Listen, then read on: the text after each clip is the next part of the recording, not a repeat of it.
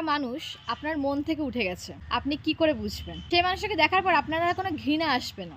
তারপর থেকে রাগ, জেদ, অভিমান, অভিযোগ, আক্ষেপ, বিদ্রোহ কিচ্ছু আসবে না। সেই মানুষটাকে দেখার পরে না আপনি সটানা তার মুখের উপর দরজা বন্ধ করে দেবেন না।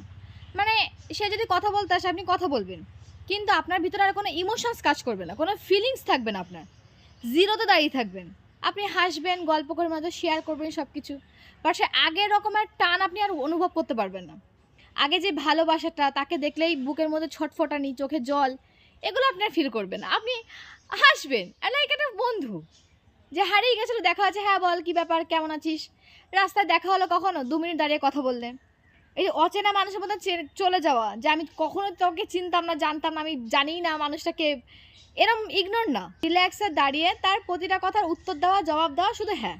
ভালোবাসাটা আর নেই, ফিলিংসটা মরে গেছে। আপনি জানেন না মুভ অনের এটা হচ্ছে লাস্ট স্টেজ, সময় লাগবে, একদিনে হবে না, অল্প অল্প করে হবে। একদিন যে মানুষটার কাছে আপনি বারবার করে বলতেন যে আমাকে একটুখানি রাখো, আমাকে একটুখানি বোঝো, আমার সঙ্গে কথা বলো, সেই মানুষ আপনার পাশে দাঁড়িয়ে আছে।